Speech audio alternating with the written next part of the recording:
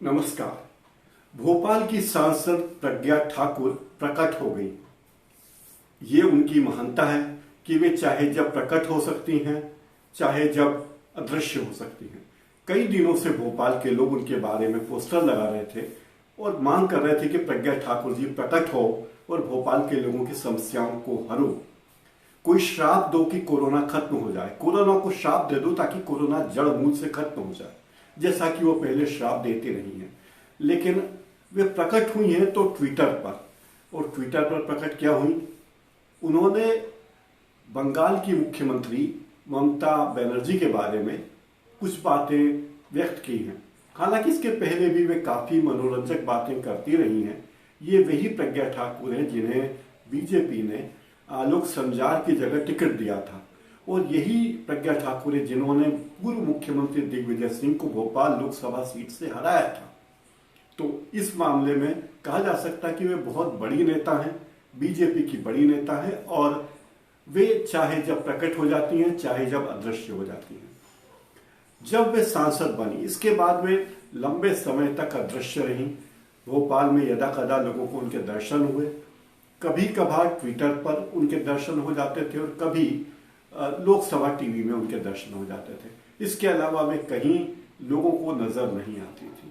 ये वही प्रज्ञा ठाकुर हैं जो अपने बहुचर्चित बयानों से सनसनी फैलाती रहती हैं। अब ये कहती हैं पश्चिम बंगाल की हालात पर कि वहां ताड़का का राज चल रहा है। यानी नाम उन्होंने ममता बनर्जी का नहीं लिया, लेकिन ये बताने की कोशिश की कि ममता बनर्जी ताड़का है। ममता बनर्जी की सरकार बनने के बाद उनकी ये पहली प्रतिक्रिया थी जो उन्होंने ट्विटर पर लिखी थी। उन्होंने पश्चिम बंगाल के लोकतंत्र को मुमताज लोकतंत्र लिखा था। उन्होंने ट्वीट पे लिखा है कि मुमताज लोकतंत्र, हिंदुओं, बीजेपी फॉर बंगाल के कार्यकर्ताओं की निर्मम हत्या, बलात्कार हो रहे हैं, कलंकिनी बस शठे शाठ्यम समाचरित, यानी टिट फॉर टैट करना ही होगा। राष्ट्रपति शासन और एनआरसी बस यही उपाय है। संतों और वीरों की भूमि पर ताड़का का शासन हो गया है। अब तो राम बनना ही होगा, अब तो राम बनना ही होगा। तो ये नहीं पता कि वो किसको राम बनाने की बात कर रही हैं।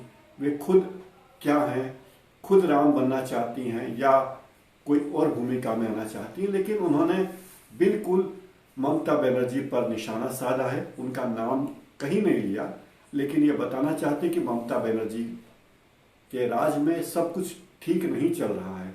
वहां का लोकतंत्र मुमताज लोकतंत्र है, क्योंकि पश्चिम बंगाल में मुस्लिम मतदाताओं की काफी बड़ी संख्या है। पता नहीं ट्विटर ने इनके अकाउंट को अब तक सस्पेंड क्यों नहीं किया, जबकि इसी तरह की बात करने वाली कंगना रनावत और पायल रोहतगी के अकाउंट सस्पेंड किए जा चुके हैं। प्रज्ञा ठाकुर के बयान अक्सर इसी तरह के होते हैं। वे काम के लिए कभी नहीं जानी जाती। जब से सांसद बनी है उनकी चर्चा विवादास्पद बयानों के लिए ही होती है। अब उनके ट्वीट की आलोचना, इस ट्वीट की आलोचना सब तरफ हो रही है। विपक्ष के नेता भी कर रहे हैं। मध्य प्रदेश कांग्रेस के नेता के मिश्रा ने कहा कि जब मध्य प्रदेश में लोकतंत्र पर हमला हुआ था, कोरोना काल में सरकार गिराई गई थी, तब वे कुछ कहती तो अच्छा होता। अब वे बंगाल को लेकर ट्वीट कर रही हैं। प्रदेश में कोरोना वायरस के कारण अनेक मौतें हो चुकी हैं और लगातार मौतों का सिलसिला जारी है, लेकिन वे इन मौतों से अनजान बनी हुई है। जानबूझकर या अनजाने में, जो भी हो, वे अनजान बनी हुई है। कभी भी भोपाल में कोरोना के कारण होने वाली मौतों को लेकर वे कोई बात नहीं करती।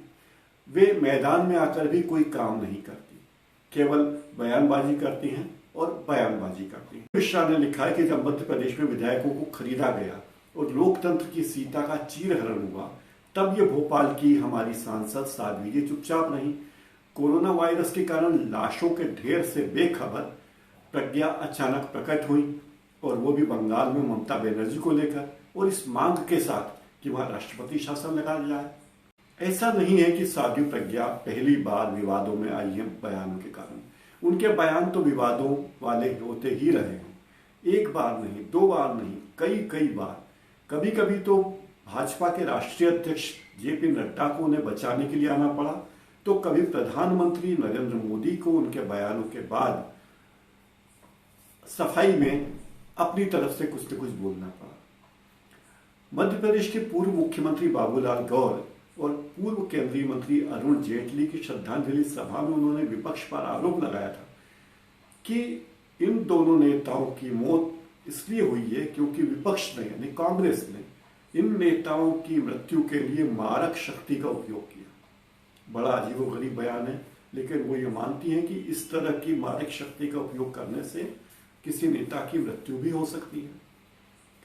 18 अप्रैल 2019 को उन्होंने लोकसभा का उम्मीदवार बनने के बाद शहीद हेमंत करकरे को लेकर एक बयान दिया था। बहुत विवादास्पद बयान था।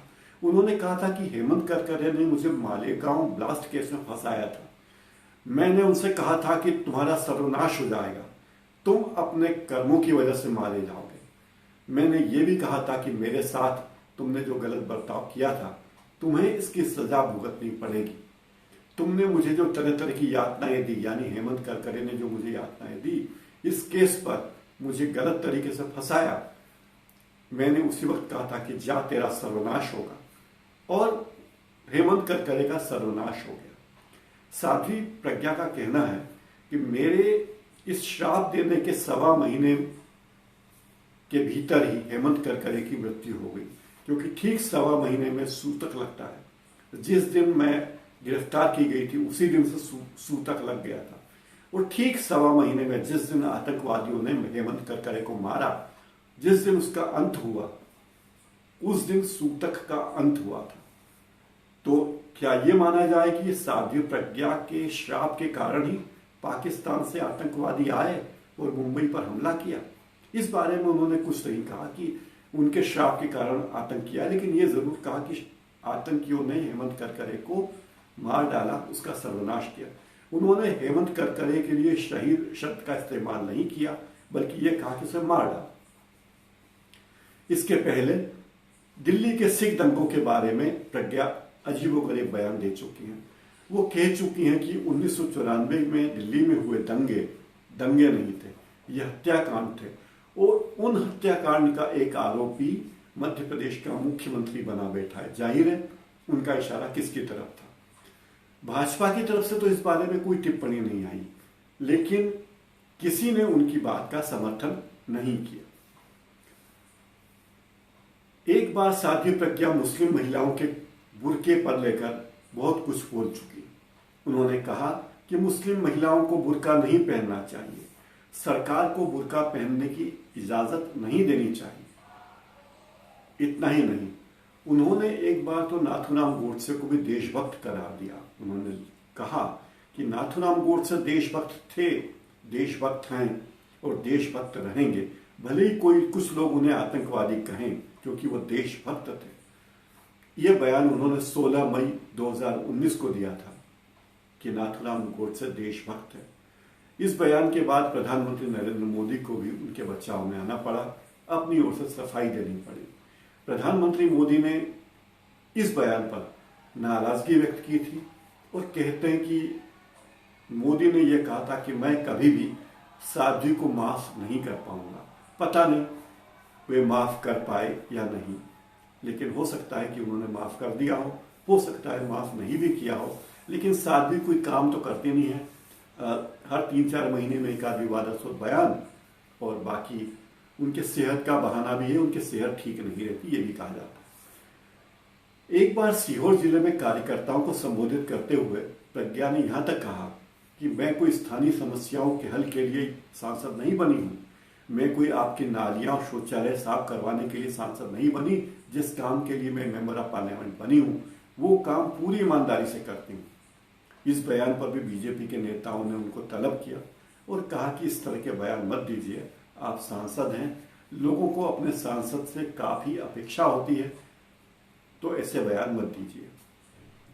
एक बार जब कुछ कार्यकर्ताओं ने उनसे कहा कि मतदाता हमसे नाराज हैं और हमें ये काम करना चाहिए, तो साध्वी ने अपने ही पार्टी के कार्यकर्ताओं से कहा कि लोगों ने हमें वोट दिया तो क्या खरीद लिया? भाई वोट दिया, उनका काम खत्म हो गया, अब हमारे ऊपर है कि हम क्या काम करते हैं, उनकी कितनी मदद कर सकते हैं या नहीं कर सकते। ये कहकर साध्वी प्रज्ञा ने अपनी बात खत्म की। पता नहीं ट्विटर ने अभी तक उनके अकाउंट को सस्पेंड करने के बारे में कोई फैसला लिया है या नहीं, लेकिन कंगना रनौत के बंगाल वाले मुद्दे पर ही बयान के बाद ट्विटर ने कंगना रनौत का अकाउंट परमानेंटली क्लोज कर। कंगना रनौत ने बड़ी विचित्र बात कह दी थी। उन्होंने कहा था कि हे प्रधानमंत्री मोदी, हे माननीय मोदी जी, सन 2002 वाला रौद्र रूप दिखाइए, दुष्टों के लिए महादुष्ट बनिए, इस तरह की बात उन्होंने कही थी। एक तरह से कंगना रनौत ये बताना चाहती थी कि गुजरात में 2002 में जो दंगे हुए थे उसके पीछे नरेंद्र मोदी का हाथ था। तो ये हास्यास्पद बयान था, मूर्खतापूर्ण बयान था, और इसी के कारण कई बीजेपी के नेताओं ने भी उनकी शिकायत की और उनका अकाउंट सस्पेंड कर दिया गया परमानेंटली। अब पायल रोहतगी के अंदर कंगना रनौत की आत्मा आ गई है। वे भी रो रो कर अपने वीडियो बना रही हैं और इतने गुस्से में है, बंगाल में हो रहे घटनाक्रम पर इतने गुस्से में है कि उन्होंने तो प्रधानमंत्री नरेंद्र मोदी को बेशर्म तक कह दिया। इसके बाद ट्विटर ने उनका अकाउंट भी सस्पेंड कर दिया और अब वे कह रहे हैं कि देखिए मेरे साथ बहुत नाइंसाफी हुई है, ट्विटर ने मुझे कोई मेल तक नहीं किया और ये मेरे साथ बहुत ज्यादती हुई। पता नहीं इन लोगों को क्या लगता है कि ये अगर सत्तारूढ़ पार्टी का समर्थन करती हैं तो इनकी हर बात सही हो और पूरे देश की जनता को इनकी हर बात में सच्चाई नजर आनी चाहिए और इनके साथ होना चाहिए। बड़ी ही विचित्र बात है। आज इस कार्यक्रम में इतना ही। मेरे इस वीडियो को लाइक कीजिए, सब्सक्राइब कीजिए और बेल आइकन जरूर दबा दीजिए ताकि मेरे कार्यक्रमों के नोटिफिकेशंस आपको मिलते रहें। नमस्कार।